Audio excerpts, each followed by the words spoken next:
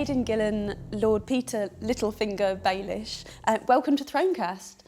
Thank you, it's lovely to be here. So first of all, big shock, Joffrey is no more. How does Littlefinger feel about this? Littlefinger does thrive on chaos and does like an unsettled world. The idea of a petulant child having, the power that people seem to let him have was just too dangerous, So it's probably a good thing. Yeah. There's a lot of changes now taking place in King's Landing and elsewhere outside Westeros. Is this the moment that Littlefinger's been waiting for, do you think? Yeah, so there was a speech, for want of a better term, that Littlefinger had at the end of season 3. Towards the end of season 3, we talked about chaos being a ladder and the people who are trying to, not everyone makes it, And that was words from the heart. That is his philosophy or his manifesto. And in times of chaos, and now it is a time of chaos, he is settled and calm and totally, himself. If he's more settled and calm, what's in store for him then, this series? Can you give us any clues? The paternal qualities, or the surrogate paternal qualities in terms of his relationship with characters like Robin, Aaron. There was no secret that at the end of the last season I was sailing off to the Erie. Yeah. There's also a development of an interesting development between Sansa, Stark and Littlefinger, We were going to ask about that because obviously he was in love with Catelyn for so many years and Sansa maybe reminds him of Catelyn. Is their relationship going to develop at all this series? Yeah. I mean, there's a bit of that, but it's more than that, I think. There is a sort of bond of trust, that grows between those two characters. I do essentially take her under my wing. Now that Catelyn's gone, we know that he loved her. Do you think there's anyone that Littlefinger really genuinely cares about? It's obvious to say that he's driven by, earlier humiliations and rejections. And, we all know that. And that is essentially what drives him up, in his climb from the, humble beginnings. But it's not to get to a position. It's not, I want to get to a position where I can hurt people because I've been hurt. It's, I want to get to a position where I'm not going to be hurt again. I'm not going to be humiliated. His weakness might be, his weakness in this world,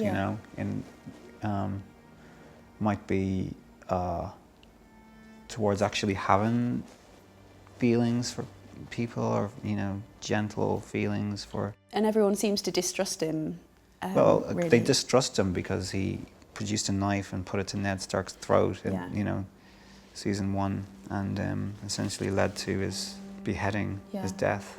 But I did warn him also that distrusting him was the wisest thing that he could do. That's true. I laid the cards out. Give him a fair chance. Well, I did. I think Littlefinger has always been quite clear about, this is who I am, this is what I do.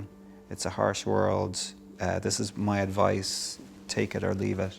Were you slightly shocked at Littlefinger's treatment of Ros at the end of series 3? I was, because I thought of him as quite a mixed character, with obviously some bad things, some good things, and then that seemed quite evil. Do you think of yourself as playing an evil character or more complex than that?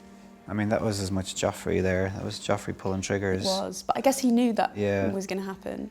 I never thought of Littlefinger as a purely evil character. There were obvious characteristics that, you would say, oh, this is a villain, this is a devious character or a manipulator, which he is, I guess, all those things, but hopefully there's more to it than that. I don't think of the character as being essentially evil, just practical and not afraid to do what needs to be done. What's Littlefinger's relationship to Varys? Yeah, that's been an interesting one. They're, among the smartest guys, if not the smartest guys.